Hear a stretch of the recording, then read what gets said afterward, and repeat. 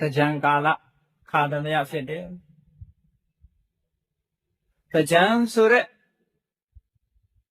စကလုံးကဗမာစကားမဟုတ်ပါဘူး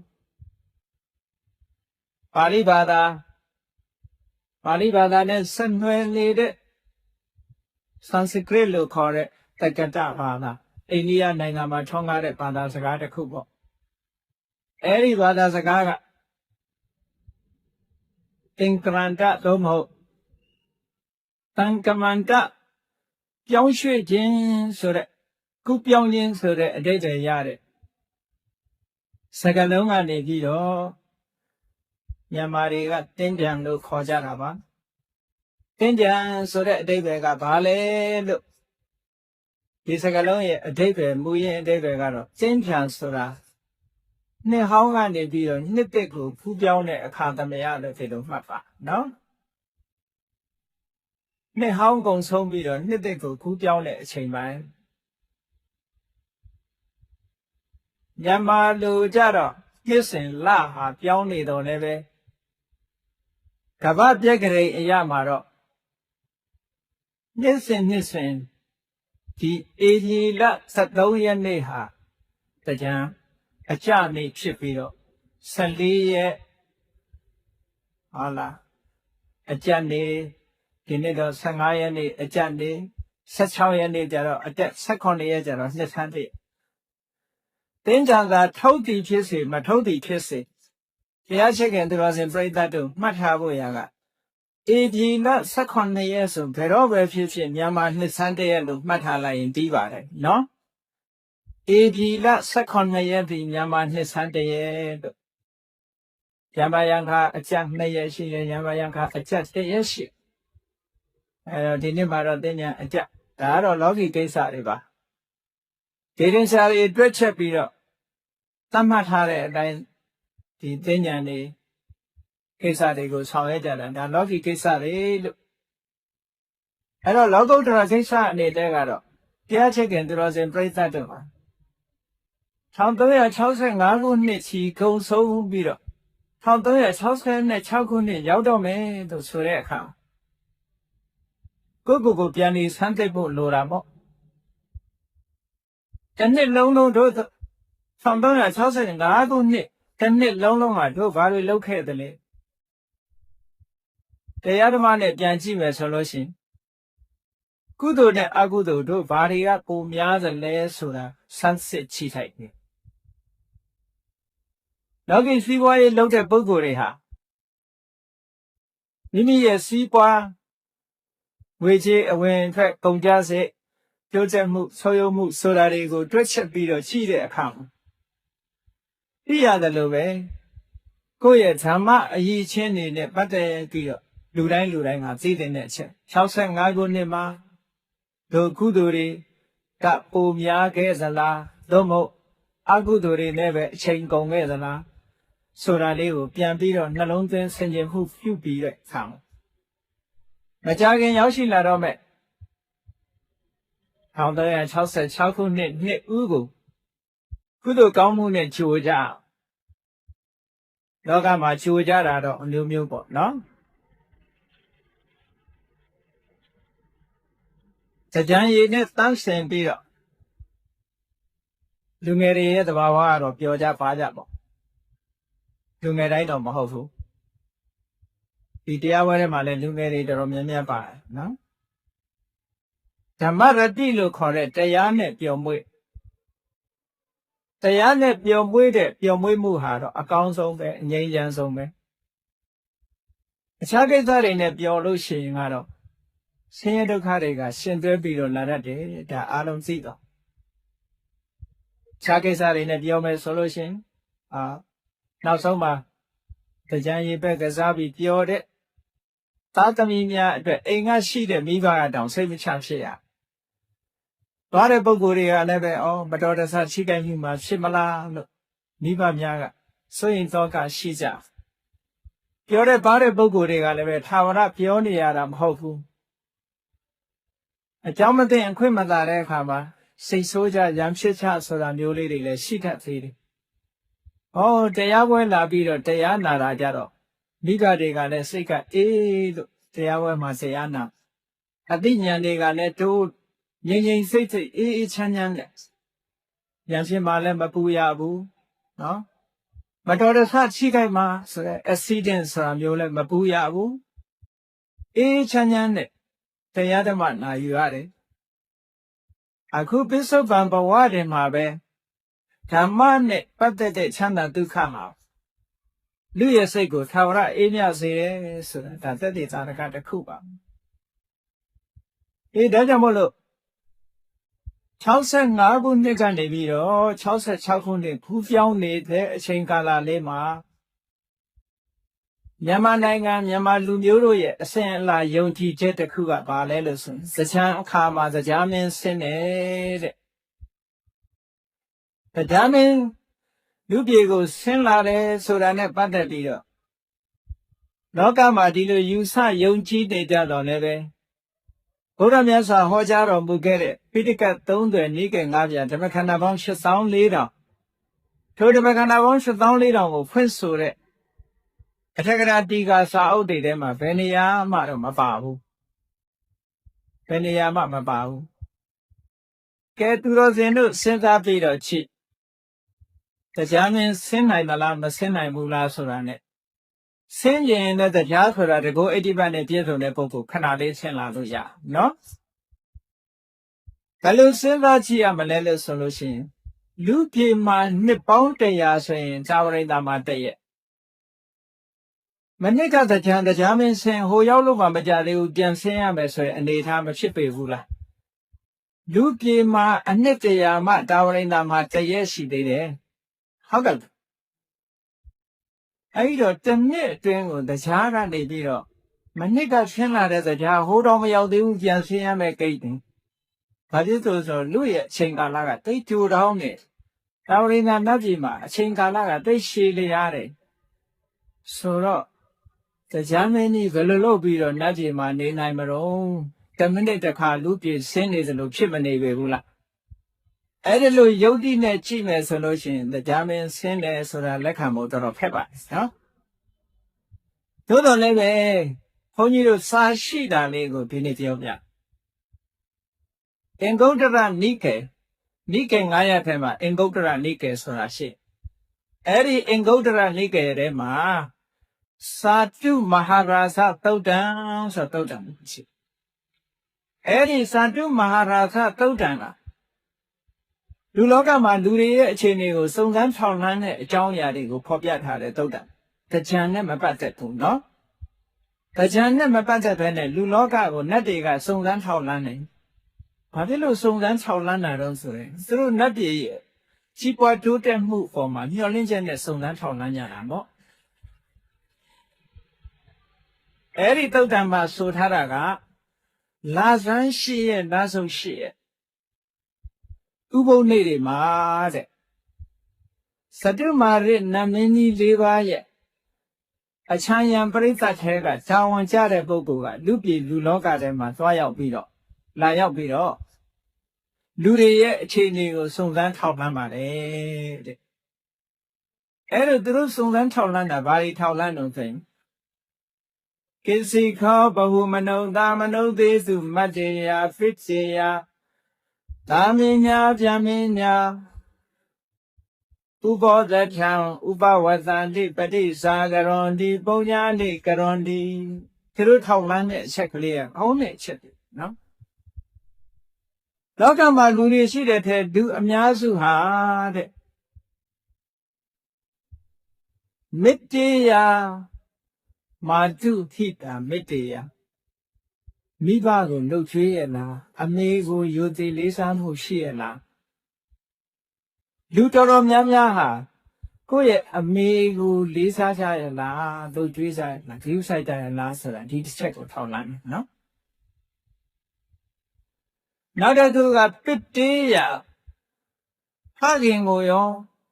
ရိုးရိုးသေးသေးလေးလေးစားစားနဲ့နှုတ်ချွေးစမှုပြုကြရလားနှစ်ခုပေါင်းလိုက်တော့မတ္တေယပတ္တေယအမေနဲ့အဖေကို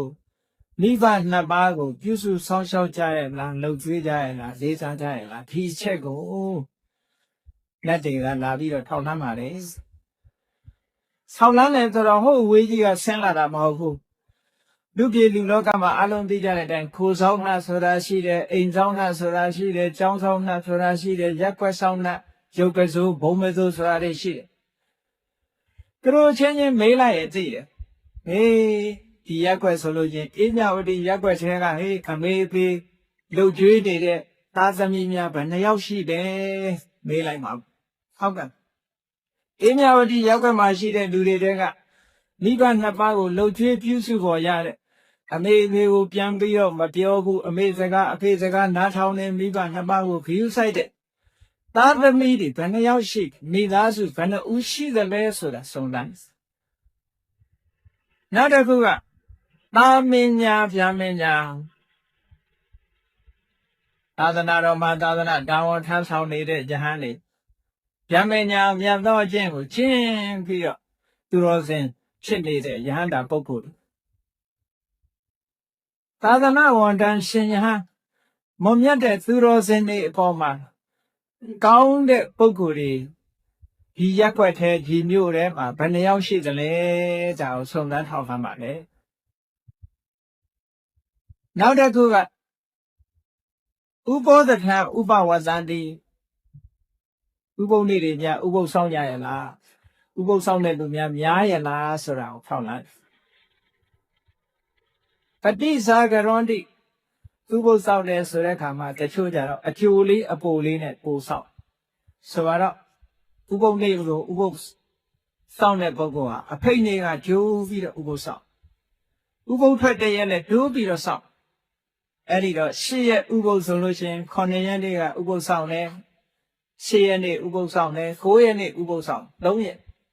အကျိုးအပိုနဲ့စောင့်လာကိုပฏิဇာကရဥပုပ်နိုးကြားစောင့်တဲ့ဥပုပ်လို့ခေါ်အဲ့ဒါလို့ဥပုပ်ပြစောင့်ရရဲ့လားဆိုတာစုံတန်းထောက်လာနော်ပုံညာလေးကရွန်တိကုသိုလ်ကောင်းမှုတွေလုပ်ကြရဲ့လားအရာထဲမှာဘုရားကျောင်းကံနဲ့ပတ်သက်ပြီးတော့ဘုရားတဲတယ်ကျောင်းဆောက်တယ်ဆွမ်းလောင်းတယ်စသဖြင့်ကုသိုလ်ကောင်းမှုတွေလုပ်ကြရဲ့လားဆိုတာကိုစတုမာရိနတ်မင်းကြီးတွေရဲ့အချမ်းရံတာဝန်ကျတဲ့ပုဂ္ဂိုလ်တွေကစုံစမ်းဆောက်လှမ်းပြီးတော့နတ်မင်းကြီးတွေဒီအစဉ်ခံတာဖို့ရတယ်ဒါတရားမင်းကဟိုဟာကိုင်ဆင်းဒါကိုင်ဆင်းဆိုတော့မပါဘူးနော်တရားပဲကျွဲတော့သိမစင်းထမှာဘူးနော်လူပြေကကျွဲလဲရိုင်းနဲ့ကျွဲဆွဲမိလို့ရှိရင်တရားပဲအခက်ခံရင်ခံရအဲ့တော့တရားကလူပြေလာလို့ရှိရင်တကုတ်80ဘတ်နဲ့ဒီလိုပဲလာမှာသို့မဟုတ်ဝိဇယန္တာနတ်အထားကြီးသူ့မှာသိန်းတော်မြင်း1000ကတဲ့နတ်အထားတွေရှိကျွဲကိုတော့စီးခတ်တဲ့ကျွဲစီးမထင်ပါဘူးကြည့်ရအဲ့တော့အခုဘုန်းကြီးပြောတာကစာထဲမှာပါတယ်နော်အဲ့လိုစတုမာတဲ့နတ်မင်းကြီးတွေကနေပြီးတော့လူပြေရဲ့အခြေအနေကိုစုံစမ်းထောက်လှမ်းခိုင်းတာဇယ်လေးတွေမှာထောက်လှမ်းခိုင်းတော့သူလာဆန်းရှိရဲ့လာဆုံးရှိရဲ့ဥပုံလေးတွေမှာအဲ့ဒီသတင်းတွေကိုလိုက်ကြည့်စုနောက်တစ်ခု14ရက်နေ့တွေကြတော့ဘယ်သူတွေလာတော့ဆိုစတုမာတဲ့နတ်မင်းကြီးတွေရဲ့သားတွေကိုယ်တိုင်ဆင်းလာခဲ့တယ်အဲ့ဒီကသူတို့သားတွေကိုယ်တိုင်က14ရက်နေ့ကျတော့လူပြည်မှာလာပြီးတော့ထောက်လှမ်းတယ်။ဘာတွေထောက်လှမ်းလဲလို့ဆိုရင်ခုနကအချက်ကြီးပဲ။ဒီမျိုးနဲ့ဒီရက်ွက်ဒီမျိုးကလူတွေဟာအမေကိုဂရုစိုက်ကြရဲ့လားအဖေကိုဂရုစိုက်ကြရဲ့လားရဟန်းတန်ဃာတွေကိုဂရုစိုက်ကြရဲ့လားသူတော်ကောင်းတွေများမပြစ်မှားပဲနေကြရဲ့လားဥပုပ်တွေများဆောင်သုံးကြရဲ့လားကုသိုလ်ကောင်းမှုတွေလုပ်ကြရဲ့လားဒီချက်တွေကိုလိုက်ဆုံးတယ်။အဲ့တော့တရားရှိခင်သူတော်စင်ပြိဿတို့နဲ့မှတ်ထားဖို့ရလောကမှာလူရလို့ဖြစ်လာလို့ရှိရင်အမေအဖေပြုစုတဲ့ဒီကိစ္စဟာနတ်ကြီးကအမတန်လိုလားတဲ့ကိစ္စတစ်ခုဖြစ်တယ်ဆိုတာကိုမှတ်ထားနတ်ကြီးကဘာကြောင့်လိုလားတယ်လဲဆိုရင်နတ်ပြည်မှာနတ်ချမ်းသာတွေရှိတဲ့နေခံစားနေရတာအခုလို့မိဘနှစ်ပါးကိုပြုစုခဲ့တဲ့ပုဂ္ဂိုလ်တွေရရှိတာဒါကြောင့်မို့လို့သူတို့ကဒီလိုကောင်းကျိုးချမ်းသာကိုရတည်တတ်တဲ့ကုသိုလ်မျိုးဖြစ်သည့်အတွက်ကြောင့်ဒီကုသိုလ်တွေလုပ်ကြရလားစုံစမ်းထားဘူးဆိုတူပဲ15ရက်နေ့လက်ပြလက်ွယ်နေ့ရမှာကြတော့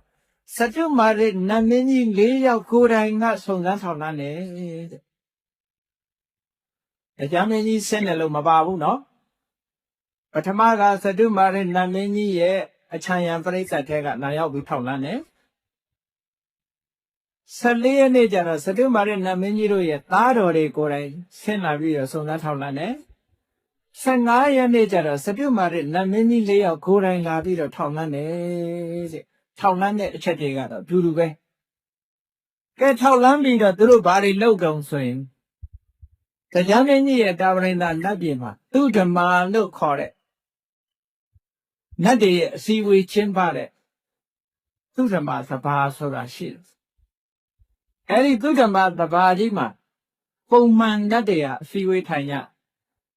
အဲ့ဒီအစည်းအဝေးမှာသတုမာရနတ်မင်းကြီးတွေကိုယ်တိုင်ကနေပြီးတော့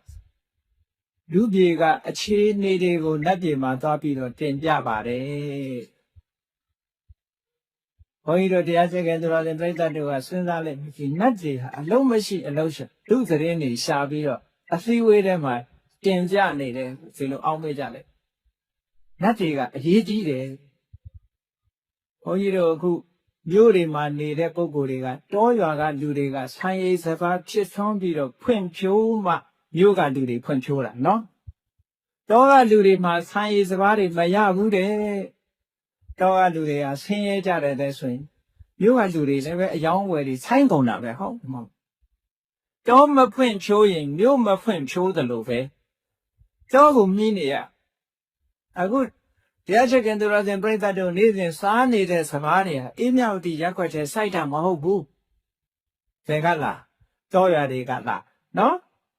စားနေကြတဲ့ပဲတွေဟင်းသီးဟင်းရွက်တွေဘယ်ကလားတောကလားကလေးတွေကတော့ပြောမယ်မဟုတ်မိုးစာသေးသွားဝယ်တယ်သူပြောမိုးစာသေးတဲ့ဘယ်ကရောက်တောရွာတွေကရောက်ဟုတ်ကဲ့အဲ့ဒါကြောင့်မို့လို့တောတွေခွင်ဖြိုးတဲ့အခါမှာမြို့တွေရွာတွေဟာဖွင့်ဖြိုးတယ်မြို့တွေကြီးတွေကဖွင့်ဖြိုးတယ်ထို့တူပဲလူပြေကလူတွေကုသိုလ်ကောင်းမှုလုံးမှနတ်ပြေမှာတာယာဝါပြောတယ်တဲ့နတ်တစ်တွေဇိုးလာအဲ့ဒီချက်အလို့မို့ဆိုရင်နတ်ပြေကလူဦးရေရော့နတ်ဦးရေတွေရော့ပြီးတော့၆ခက်ခက်ဖြစ်သွားလူတွေကအကျင့်မကောင်းဘူးတရားပဲရက်ခွဲပြုပြီးတော့အပျော်ပါးတွေဒီနေသေတဲ့အခါပဲရောက်တော့အပယ်လေးကိုရောက်ကုန်ကြဘယ်သွားပြီးတော့ဥယျာဉ်တွေတိုးနေတော့ဆိုငရဲမှာသွားတိုးငရဲမှာတိုးတယ်တိရစ္ဆာန်မှာတိုးတယ်ကြိတ်တာတွေတိုးတယ်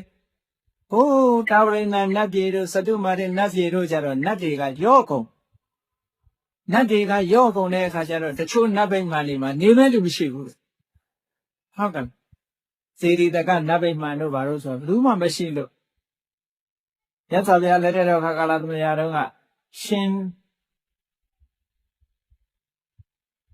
ဆရာတော်ကြီးဒီမထေမြတ်တပါးခဝံပတိဆိုရှင်ခဝံပတိဆိုတဲ့မထေမြတ်ဟာအဲ့ဒီသေရီတကဗိမာန်ထဲမှာပိုင်ရှင်မရှိတဲ့ဗိမာန်ကြီးထဲမှာသွားပြီးတော့သတင်းသုံးနေတယ်ဆိုဒီလိုဆိုတော့တချို့နတ်ဗိမာန်တွေမှာနေမဲ့လူမရှိတော့6ခက်ဘာဖြစ်လို့လူပြေကနောက်ထပ်မလာဘူးလူပြေကအရှင်မကောင်းကြဘူးအမေဖေတွေကိုဘယ်မဆိုင်ကြဘူးရဟန်းသံဃာတွေကိုဘယ်မဆိုင်ကြဘူးမလေးစားကြဘူးအမျိုးတွေကဆွေကြီးမျိုးကြီးဦးလေးဦးကြီးကြီးတော်တော်စားဆိုတဲ့ကိုယ်ဆွေတဲ့မျိုးတွေကကြီးတဲ့ပုဂ္ဂိုလ်တွေကိုမလေးစားကြဘူးဥပုသ္တရင်တွေလည်းပဲစောင်းတဲ့ပုဂ္ဂိုလ်နဲသွားတယ်ကုသိုလ်ကောင်းမှုလုပ်တဲ့ပုဂ္ဂိုလ်တွေလည်းနဲသွားတယ်ဆိုလို့ရှိရင်နတ်ပြည်အယောက်နဲလာတဲ့အခါကျတော့နတ်ဗိမာန်တွေကတကားပိတ်ထား6ကက်ကဖြစ်ကုန်အဲ့ဒါလို့6ကက်ကဖြစ်နေမှရှောက်လို့နတ်တွေကနေပြီးတော့စုံစမ်းထောက်လန်းနေကြတာတဲ့သူတော်ဘာနတ်တွေအစည်းအဝေးမှာအစီရင်ခံစာတက်လာတဲ့အခါကျတော့လူပြေမှာကုသိုလ်ကောင်းမှုလုပ်တယ်ပေါ်တယ်လုပ်တဲ့လူတွေပေါ်တယ်ဒီကနှစ်ပါးကိုယူသည်လေးစားတဲ့ပုဂ္ဂိုလ်တွေပေါ်တယ်ယဟန်တန်ဃာတွေကိုယူသည်လေးစားတဲ့ပုဂ္ဂိုလ်တွေပေါ်တယ်ဆွေတဲ့မျိုးတွေကလူကြီးမိဘတွေကိုယူသည်လေးစားတဲ့ပုဂ္ဂိုလ်တွေပေါ်တယ်ကုသိုလ်ကောင်းမှုပြုတဲ့ပုဂ္ဂိုလ်တွေပေါ်တယ်သတင်းတွေလာစောင့်မို့လဲလူတွေကမမေ့ကြဘူးလို့ဒီလိုများသတင်းကြားလို့ရှိရင်နတ်တွေကအစည်းအဝေးထဲမှာဩတောင်းလဲဩပါပေးလိုက်ကြတာတဲ့ဘယ်လိုပြောကြတော့ဆိုဒိဗ္ဗဝတ္တဘောကာယပရိပုရိတံတိပရိဟာယိသန္တိအတုရကာယဘောဥချင်းတို့ဒိဗ္ဗကာယနတ်ပြည်နတ်ရွာတို့သည်ပရိပုရိတံတိ ဥယေတူကားပြည့်၍လာကြတော့မှာပါဟောတို့နတ်ပြေတော့နတ်တွေပြည့်တော့မှာပဲစီကြီးကားကားကြီးရှိတော့မှာပဲငရဲရွာတို့အပယ်လေးပုံတို့တော့6ခတ်သွားတော့မှာပဲဆိုပြီးတော့တောင်းလဲနဲ့ပြောကြတယ်အဲ့ဒါလို့မှမဟုတ်ဘူးလူပြေကတက်လာတဲ့အစီရင်ခံစာကိုချိလိုက်လို့ရှင်လူတရားမှဥပုသ်ဆောင်တဲ့လူက10ယောက်တောင်မပြည့်ဘူးဆိုရင်နတ်တွေကိုအစည်းအဝေးကြီးတစ်ခုလုံးငြိမ်းချသွားပါပြီနော်တို့နတ်ပြေတော့6ဆက်ကဖြစ်တော့မှာပါပဲအဲ့ဒါလို့တဲ့စတုမာတဲ့သုတ်ကြီးဟုတ်ကဲ့အဲ့တော့နတ်တွေရဲ့စီးပွားချမ်းသာတိုးတက်မှုနတ်ပြည်နောင်လောကရဲ့စီပင်မှုဆိုတာလူပြေပေါ်မှာတီးနေတယ်တဲ့နတ်ပြည်ရောက်နေတဲ့နတ်သားနတ်သမီးတွေဟာလူပြေရဲ့တန်ဖိုးကိုလူတွေတဲ့သိကြ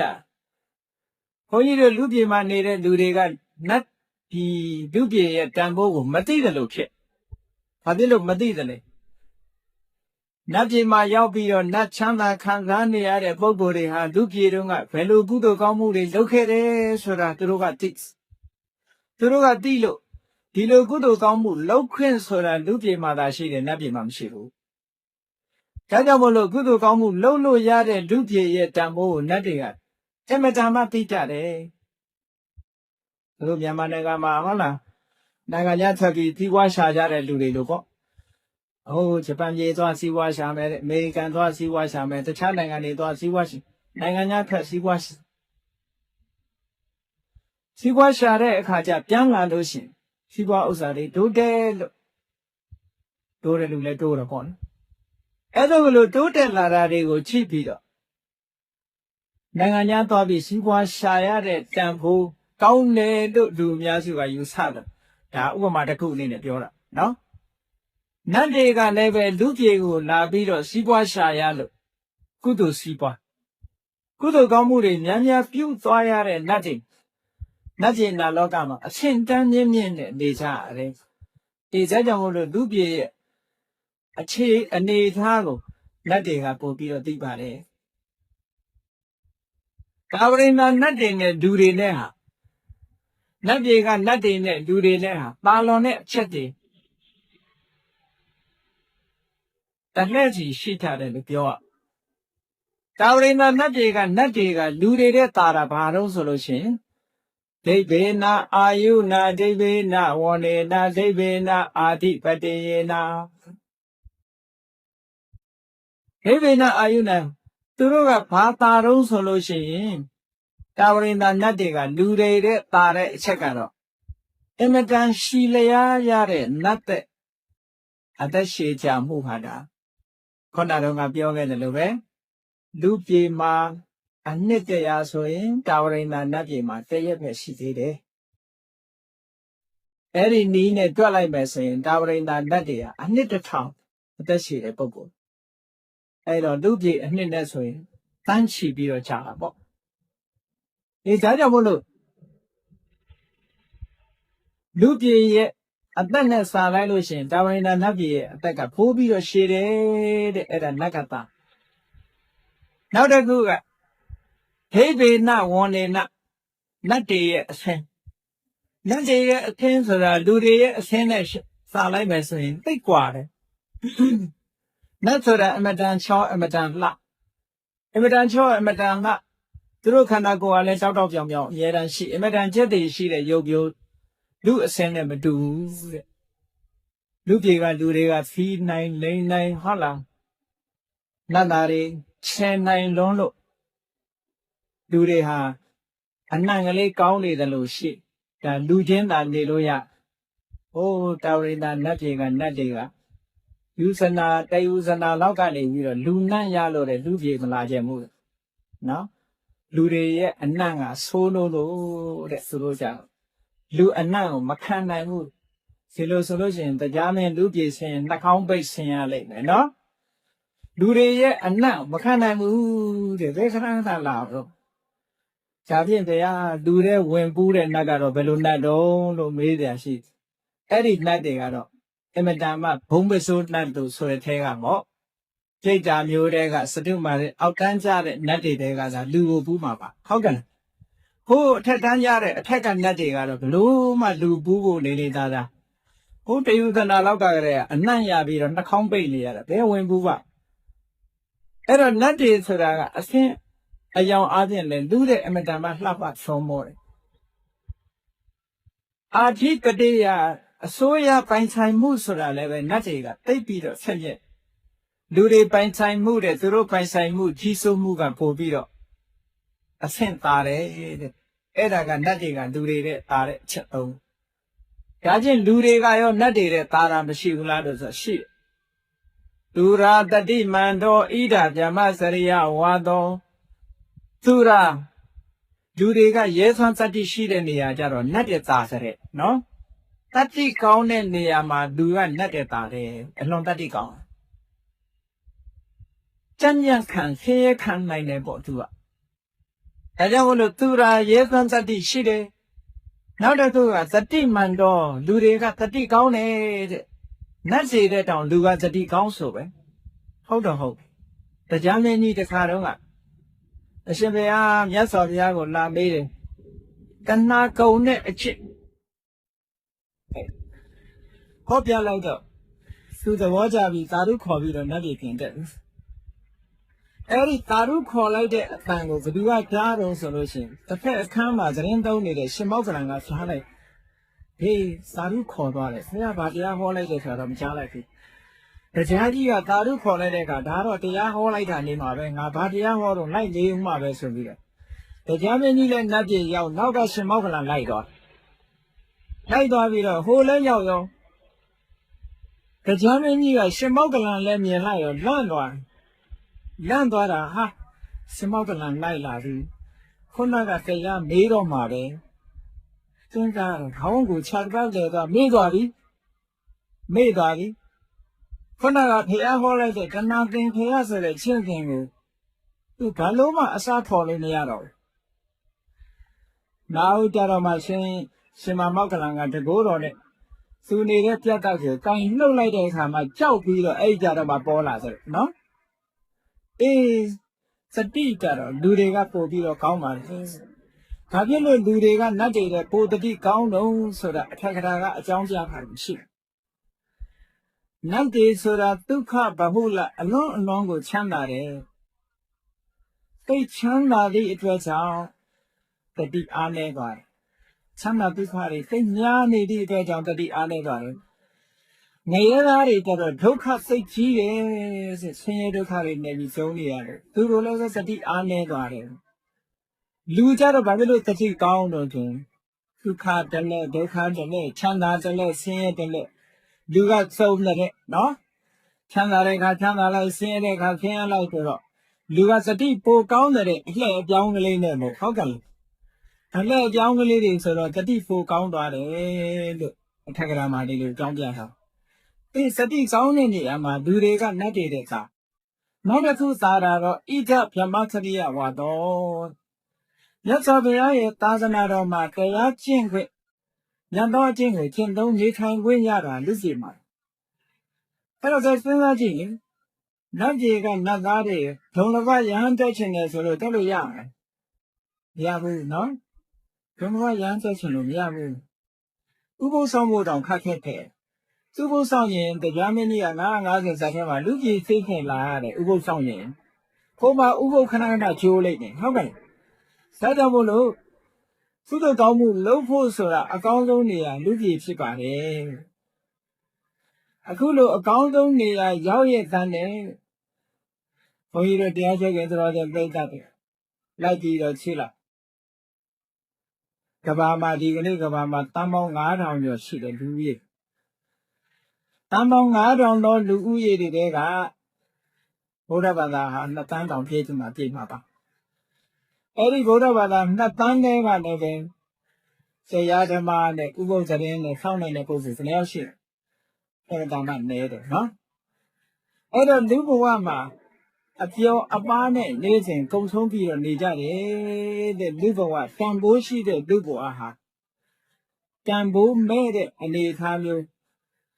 Tambushi, the Lubawago, Tambushi, a so much harder, saying Lahaka Kondaga. What I will look at Yaga. မနုဿလာဘံတတနာတတမိသုဘဝေတိတေယေခဏံနာရိကိသံတိအတိနာမင်းတိတေခဏံတတမိသုဘဝေတိတေသူတော်ကောင်းတရားကိုဟောကြားနေစဉ်ခါကာလသမယမှာတတမိသုဘဝေတိတေသူတော်ကောင်းတရားကိုဟောကြား၍သာသနာတော်ထွန်းကားနေတဲ့အခါသမယမှာမနုဿလဘံလဒနာအမတမရခဲ့လာတဲ့လူဘဝဒုက္ခနာကိုရရှိကြပါကုန်လည်းရေရှင်ပုဂ္ဂိုလ်တို့သည်ခဏခဏကောင်းအခွင့်ကောင်းကြီးကိုနာရီကိသန္တိခဏကောင်းမှမသိကြလေကုန်ဒေထုခဏကောင်းအခွင့်ကောင်းကြီးကိုရထားပါလေခဏကောင်းအခွင့်ကောင်းမှမသိကြတဲ့ပုဂ္ဂိုလ်တို့သည်ခဏဘုဒ္ဓပါဒနဝမလို့ဆိုတဲ့တကယ်အရာတော်တဲ့အခွင့်ကောင်းကာလကောင်းကြီးကိုအတိနာမင်းတိပြောလွန်၍သွားကြသေးကုန်ဒီဒီကဘာရွှေဖုံးနာသခင်ရှင်တော်မြတ်ဖရာသည်အဝေါစာကောင်းစွာမကျေဟောကြားတော်မူခဲ့ပါပေတည်း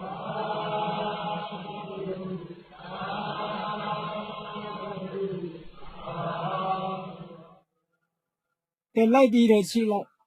လူပြည်လူလောကမှာမြတ်စွာဘုရားရဲ့သာသနာတော်ထွန်းကားနေတဲ့အချိန်ကုသိုလ်မျိုးစုံဒါနကုသိုလ်လည်းလုပ်နိုင်တယ်သီလကုသိုလ်တွေလည်းဆောက်တည်နိုင်တယ်ဘာဝနာကုသိုလ်ဆိုတဲ့အကျင့်တွေလည်းကျင့်နိုင်တယ်ဒီလိုအခွင့်ကောင်းကာလကောင်းကြီးနဲ့လူဘဝရနေရဲ့သားနဲ့အဲ့ဒီအခွင့်ကောင်းကိုတရားဓမ္မအတွက်အသုံးမချပဲနဲ့ပြောကပါကစားကအိတ်ခါနဲ့ချိန်ကုန်ပြီးတော့လူဘဝတက်တန်းကုံဆုံးသွားမယ်ဆိုဘယ်လောက်နစ်နာလဲအလုံးကိုနစ်နာပါစာပြည့်လည်းဆိုရင်ဘာနဲ့ဥပမာတူလုံးထုံလို့ရှိရင်မိဘလက်ထက်ကရှာထားလို့ရထားတဲ့စိတ်ကူးလေးတွေဆိုင်စားလို့ကုန်သွားပြီးတော့ဘာမှမကြံလို့ဆင်းရဲဒုက္ခရောက်သွားတဲ့လူတွေတူပဲနော်ဟိုင်းသားတာနဲ့ကုန်သွားတယ်ဘာတစ်ခုမှရှေ့တိုးတက်လာမှာမဟုတ်ဒီတော့ဘလို့လူဘဝရလာတဲ့အခါမှာအလွန်တန်ဖိုးရှိတဲ့လူဘဝရလူဘဝတန်ဖိုးကိုဘယ်သူတွေကသိနတ်တွေကသိဒါကြောင့်မို့လို့နတ်တွေက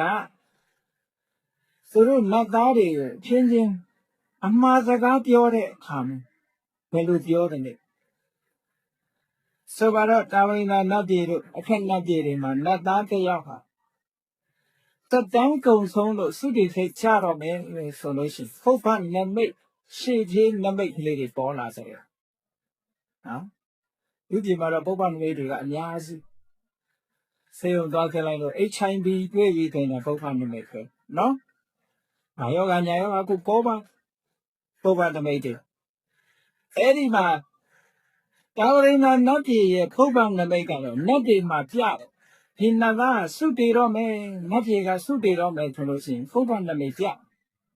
ဘာတွေပြလဲလို့ဆိုရင်မာလာမီလာယန္တိမာလာဆင်ထားတဲ့ပန်းကုန်းတွေဟာလည်းမီလာယန္တိညှိုးနွမ်းတဲ့အောင်ဖြစ်လာကုန်နတ်တွေဆိုတာပန်းဆင်ထားတာနတ်တွေကခေါင်းမှာပန်ထားတဲ့ပန်းသို့မဟုတ်လက်ဝဲမှာဆွဲထားတဲ့ပန်းတစ်ခါဆင်တစ်ခါပန်ထားဘယ်တော့မှညှိုးတယ်မရှိဘူးတဲ့န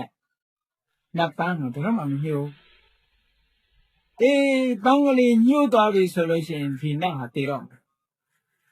ယောဂဝင်လာပြီပေါ့ဒီနတ်တည်တော့မယ်ဒါပုပ္ပနမိတ်တစ်ခုပဲဝဋ္ဌာနိကိလေသာနိဝဋ္ဌာနိဝဋ္ဌာတဲ့အဝဋ္ဌစာတို့ဟာကိလေသာနိနွမ်း၍လာကြလေကုန်ဝဋ္ဌာတဲ့အဝတ်ကလည်းခါတိုင်းလို့တောက်ပြောင်မဟုတ်ဘူးနည်းနည်းသေးသေးရီဖြစ်လာလူတွေကြတော့မဟုတ်တရက်ဝနှစ်ရက်ဝဖော်လိုက်လျှော်လိုက်ရတာမပြောနဲ့တော့နော်3-4ရက်ဆက်ဝလို့ရှိရင်သူနောက်သူမှကတ်တော့မှာမဟုတ်အဲ့တော့တရက်လောက်ဝတ်လိုက်တာနဲ့ပဲသူ့ရဲ့အဝတ်ကနန်းဆော်သွားပြီနွမ်းသွားပြီ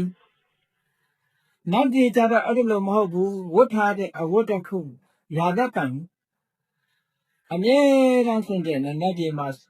ဟုတ်လားအိုမိုးတို့ဆိုးတို့လည်းဘာမှမလုပ်ဘူးဆက်ပြမဟုတ်နေစတဲ့ခုမှမလုပ်အဝတ်ဖို့ချင်လည်းမလုပ်ဘူးဟုတ်ကဲ့အဝတ်ဖို့ချင်မလုပ်ဘူးအမြဲတမ်းအဝတ်အသက်ဆိုင်ချုံတိတ်တွင်ပြီးတော့နေတယ်အဲ့ဒီထဲကအဝတ်ကလေးကနွမ်းလာပြီဆိုလို့ရှိရင်ဒီနာတည်တော့ဒါနမိတ်တစ်ခုပဲပ ဝတ်ထားတဲ့အဝတ်ကလေးနွမ်းလာပြီဖေးလာပြီဆိုလို့ရှိရင်သေဖို့ပဲနောက်တစ်ခုကကိစေတေရာမௌစန္တိကိစေဟိလကတိကြရောပါတေရာချွေတို့သည်မௌစန္တိယိုထွက်၍လာကုန်ဂျိုင်းကြားချွေယူလူကြီးမှာဂျိုင်းကြားချွေယူလို့သိမယ်ဆိုရင်တော့လည်းပဲနော်အခုလိုတွေရသည်အိုက်လိုက်တယ်ဂျိုင်းကြားကမကဘူးစကောလုံးချွေကိုတိုက်ကြိုက်ကြနတ်ဆိုတာကြတော့နတ်ခန္ဓာကိုယ်ကချွေးမထွက်ဘူးတဲ့ချွေးမထွက်ဘူးဆိုတော့နတ်တွေကအဲယာကွန်နဲ့ညင်နေလို့လားမသိဘူးနော်လူပြေလို့မီးခဏခဏပြက်နေရင်ဒီအဲယာကွန်လည်းအေးမှာမဟုတ်ပါဘူးအဲ့တော့နောက်ခြေကတော့ချွေးမထွက်ဘူးတဲ့ချွေးမထွက်တဲ့အတွက်ကြောင့်ချွေးထွက်လာပြီဆိုလို့ရှိရင်ဂျိုင်းညာကချွေးတက်ကလေးကြလို့စို့လာပြီဆိုရင်ဒီနောက်သေဖို့ပုပ္ပန္နမိတ်တစ်ခုဆက်လာတယ်အဲ့ဒါပုပ္ပန္နမိတ်တစ်ခုဘုဒ္ဓချင်းမှတ်ထားနော်နောက်တစ်ခုကဘာဖြစ်လာအခုဘယ်နှခုရှိသွားပြီတော့3ခုရှိသွားပြီနော်ပန်ထားတဲ့ပန်းနေမျိုးလာရဲ့အဝတ်တွေကနွမ်းလာတယ်နောက်ပြီးတော့ချွေးထွက်လာတယ်ဂျိုင်းကဖြစ်ထွက်ကာယေဒုဗ္ဗနံဥက္ကမတိကာယေခန္ဓာကိုယ်၌ဒုဗ္ဗနံမလမပအခြေနေသည်ဥက္ကမတိဖြစ်ပေါ်၍လိုက်ခန္ဓာကိုယ်မှာအယုတ်ဆိုးအကြီးတန်းများလေးတွေပေါ်လာတယ်တဲ့ပယေလေးတွန်းလာလေးမလေးလူပြေမှာတော့ပေါ်လာအများကြီးပဲခေါင်းပေါ်ကသပင်းကတစ်ချောင်းပြီးတစ်ချောင်းဖြူတော့ချူပိတ်ကမရှိဘူးဖေးမဲဆိုးလိုက်တဲ့နော်ဒီကကတော့တစ်ချောင်းပြီးတစ်ချောင်းပြုတ်ထွက်ကိစ္စမရှိဘူးသွားတိုက်ဆရာစီသွားပြီးခိုက်လိုက်တဲ့နောက်ကြည့်ကြတော့အဲ့လိုမဟုတ်ဘူးအခြေအနေလေးခန္ဓာကိုယ်မှာရင်းလာပြီဆိုရင်အဲ့ဒီနာတည်တော့လူကြီးကတော့ရင်းရင်မတည်ပါဘူးနော်ခရင်နေဟာလာတချောင်းမကားပါဘူးအကုန်လုံးဖြူသွားတယ်ကိစ္စရှိ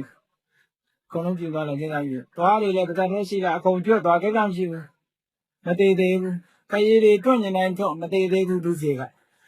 နောက်ကြည့်ကြတော့အဲ့လိုမဟုတ်ဘူးတဲ့နည်းနည်းလေးအသားကလေးညိုသွားပြီ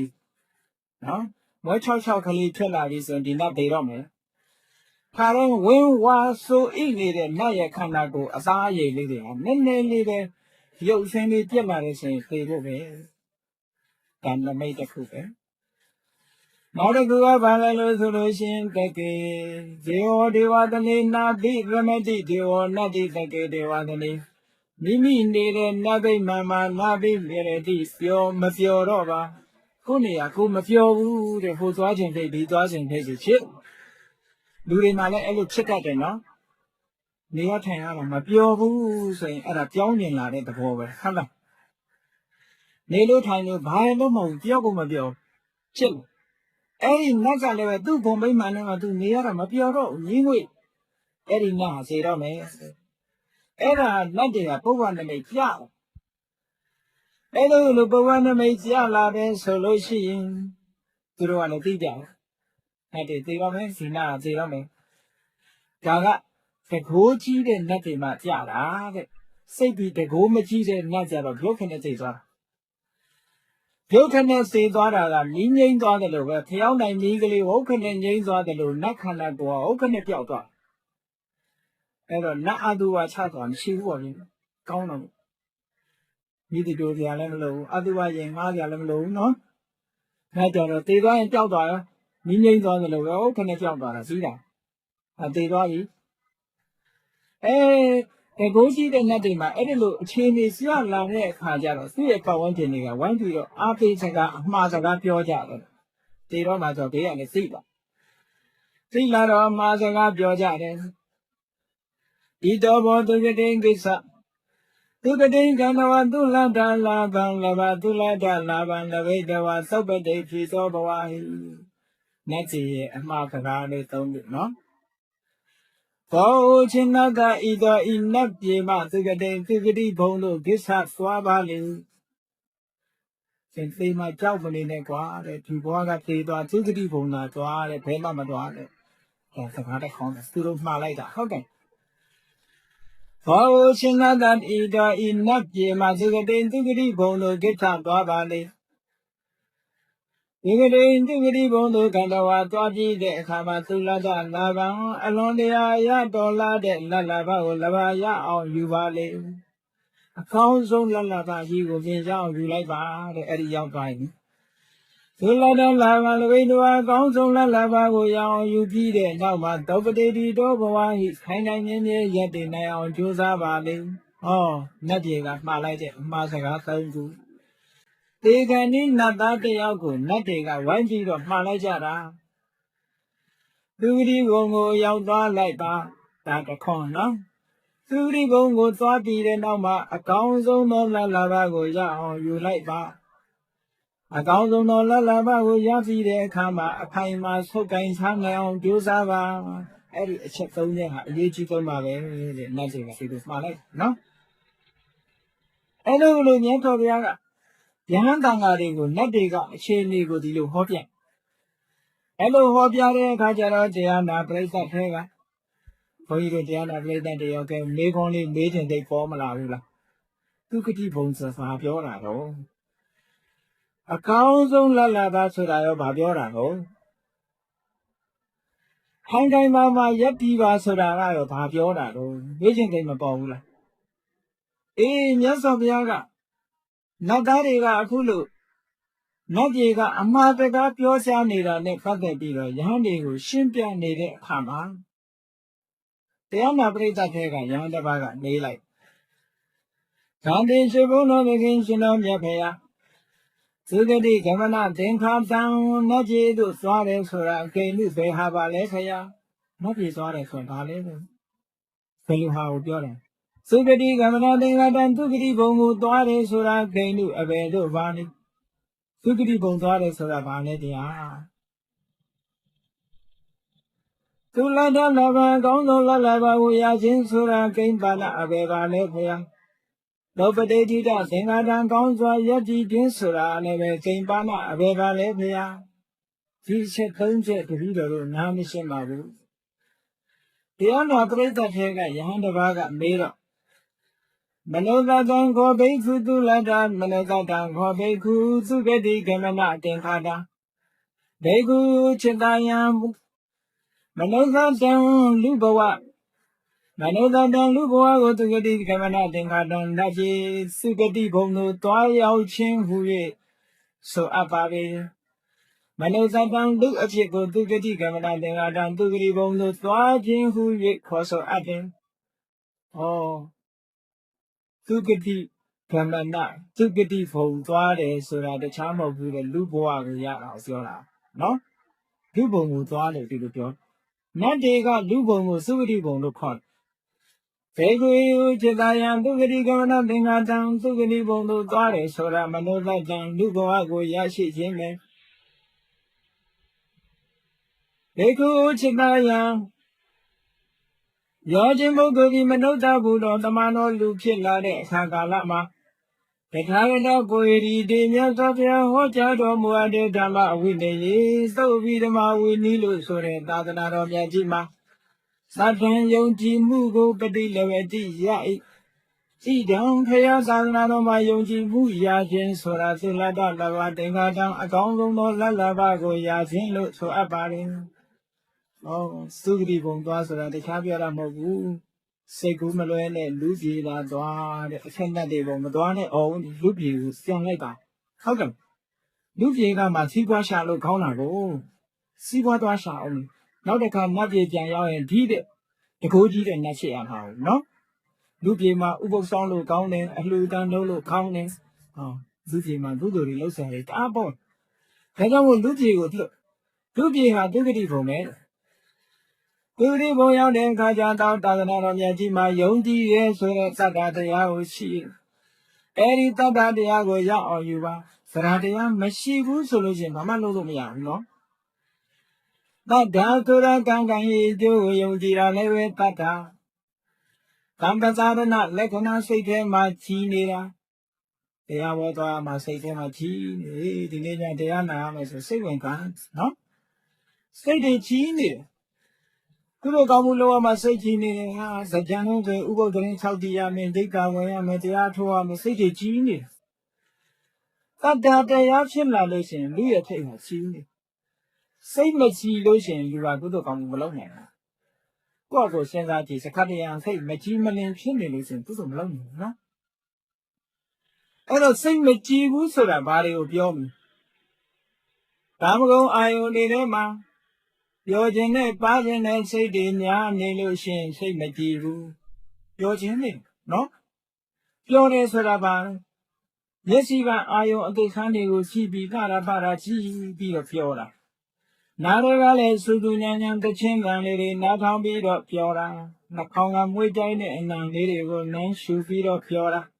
Leale Gondo Yaya Milliakli, Sata bead of Fiora, Kanagoale, cheap lady net Fiora. Kao Kamakuna, Kamakuna, Kamasuka, call it, no? Eri Kama Chandari Boma says Sangari, Pienera, Kamis Sandalo, Kore. Eri Kaudo Lulu, large and it, Georgian Pagine, says Sangari, Yami me solo sheen. Kamis Sandasora, Niwarana, Kudo de Ari, but here I'm so big like you. Kudo de Ari, more than I know, block it by. How come? Kudo de Ari, take him on my bone at all. Georgian Pagine, the Bobo de Ubo Sambam. Come over. How can? Up your body was yet got you my over something. Eh, Giganese are yet shout you over the hour long mountain. Eh, Kamis Hangalo to the Georgian Patin, Sangado, Chune be my dear well on the Yana, no? Eh, the Yamolo Chune line 9 Tada, the Aya, Swan Ada Cuba. How can? Never an idea of face after Nina, Tada the Yaga, face after Nina. Now the cool newer enough. Ludega, a low jallotion, a low machabu solution. Material option. Error, Chabadano call. No? I own Boma Mimi chain it that they come a comic sanga. Machain did the low machabu, mone solution, Jabara. Jai Majai, Naku Family. Eh, Macai Guso, they say a low macha, say soon later, Bogo Tiana, Tiawa Lemana, who could have come with them. Say a low macha, no? So do a china made a good okamu must say, Ari Sa needed. Fudokamu lower must say my way down, say my babu. Say this one so need Tina made I call it, no? They change my way, Tina made a mahu, Fudo say they got now so needed. Fudo lower my don't so need it, Tina made a kid. Oh, this are go on, say they got lay needed. Now Nakuba moo they got one needed. Oh, Fudo Malone. We take a pa, Father Lonely or a Jewish Siena, or Candia, when they we see a pa. Ella they go alone, newer another corner. I don't newer enough. Good safety, mature on so big and go newer another corner, no? Eddie they got so big having solution, but do my good say the young hand. Sadawolo Tada, the alley bola de Kama, Eddie newer another will face up your man. Such a million, but in the idea and idea. Come on, now that ye ever ship it, taillight hand at the He got a nothing at the hardest time we'll see got it. Premier Swan are, no? Ye now newly go cheat data the such a mere premier. Any subta de Yaha never such a mere premier and another one to it. Say Tega and now a cheap newer and now you play shop in it, no? Sadana de Adio Bigawana to go with Ladi Sido, newer and idea do, we can be quite high. Silly they killing that old money feed up in this say. They dance say the way banana to Chile the hotty key. And now we learn how to move may see the hotty sea. But I the only chillari so in pretty chillare. But I need not say they not chilling need no saving full up on you on the me had and they keep a few feeling. Chillari so much good opinion, no? Dila go the Maria Saudi, Ubodra Gama, Ubo, Santonian, Bugo, Karadi, Beauty. Bawana Diago, Arabic, Ato is home. Tata de Ali, Tamboa, Gone. Tata de Yaman, Bachin, Tana Gamu, Malo, Dila, and Southing Name. Bawana Gavarane, Panya Atone, she. So do they know so big, be where an is so faded. Okay. Any new or another and yet now they shin challenge in our kata de others. I don't want to nothing a year mara. Luigi would dolly bad, Luigi thought me the kama. Let go here, Tanado, my young Jijin Lusso, Kata de Agoya on you like bar, a council lalababe. Pigeon Bama use Yamalo shooting with the other. Malu Hogan. Bagalu, Kata de Asso. Kata de Ashi, Aloshi. Fajawolo Sata de Ago Banet Northern de Rosen, Menet Pen Gapis. Tata had sent to this. Can Lama Bade to go to decorate slightly your pass. Lego Loa, Lepatara Machoku, Domo, not Lenaku, Fed Lama Faru Sova. Kushe never Yerena don't need to any Hanaka. Lama Pine, Hamako to the other. How done? Sentinel Lecalo Yaramo, Chirone Lecalo Yamo, Kaluro Yamabo, call you Loro Yao, okay. The Lama Pine, Banema Yulumia. Oh, Saturday on the Shiloh, Tana Gudu let Logomia, Sila Gudu let Logomia, Bahana Gudu. I don't know Sata have lended Latin today, no? Now they put Sata, Pane Lagan to us, using Latin today. Music, Tao Yakabiaga, Satika Parata Satoma, Tata Beaton, Tata Sura music. Music has 6 Nakus, how yet day. For you want to be the music, the landed. Fetayasi Lesovato. Ari Sayasi Glea, a low Panaku local land, Meloshin, Sita Pala. For you sabi them at Taya Sea Lega, a lone Naku loaded. Ari a lone Nakura Balation, Tayasi Lego, Yibo my chabi or silent. Alma, a nuclear terminal. Saga to ye, a load of cool. A nuclear terminal, a former, a nuclear terminal. Yes, a lone Naku Mashula. Music and music and her out a nuclear center de a lawyer, upon a young later de a lawyer, Eddie a lone Naku, music and Lotava. Go to bed Saturday, she loves solution. Coaching the not how did I? A high march city to them. A miss ten and a 2 by the coaching the la, who do come with in the another and to look. Tata she lying, the la asking miss 10 lade. Tamata we batana, a chain asking and young take by there. Oh, Tata on the diamond music and 2 days ago. Eddie, Tata so they lullaby, now you like bad, netting, massacre pure, no? Hey,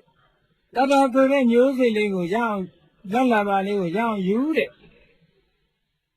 Don't lullaby so that the Shamu who sat at the Yaba, Kajan Losing, Tata de Ashima Garden, Kudo Gamu Mania Lohan, Kudo Gamu Loma Konyu Chandas from Yang. Yazada Dadi. The target in your Sabian anyway, but the wind delay the gala.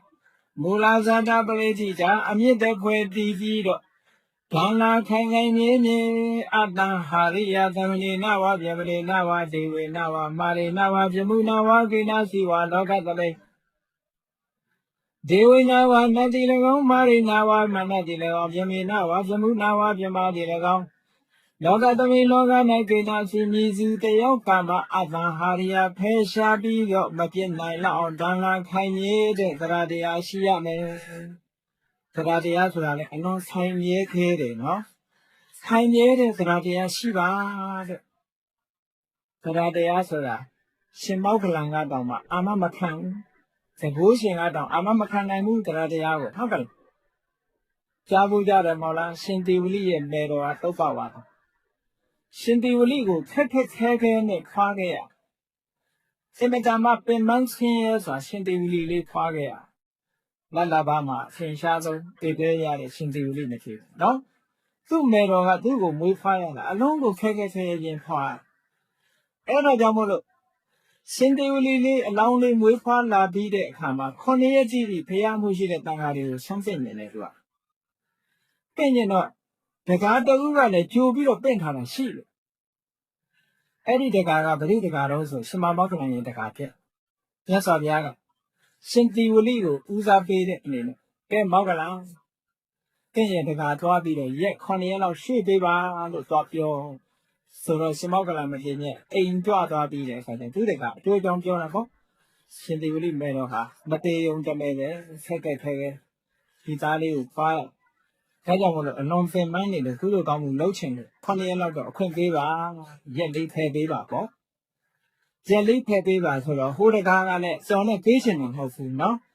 မပေးချင်တော့သူကဈေးကင်ဘယ်လိုကင်လဲဆိုအရှင်ဘုရားတဲ့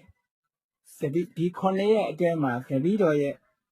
အသက်ရဲ့တပည့်တော်ရဲ့ဥစ္စာရဲ့တပည့်တော်ရဲ့သဘာတရားရဲ့ဒီသုံးခုမပြတ်အောင်အရှင်ဘုရားဂရန်တီပေးနိုင်ပါမလားတဲ့ဟဲ့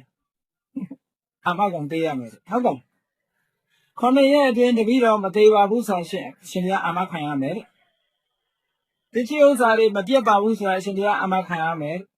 သဘာတရားမပြတ်ပါဘူးဆိုတာလေးအမခံရမယ်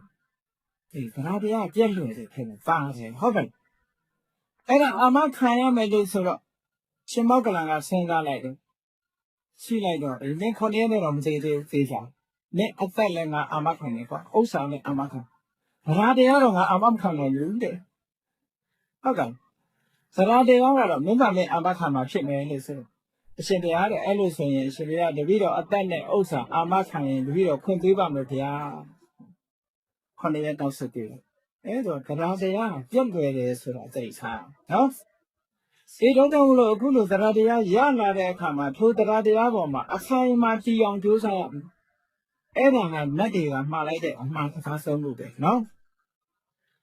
သူဂရိဘုံကိုသွားပါသူဂရိဘုံကိုသွားကြည့်တဲ့ကာလ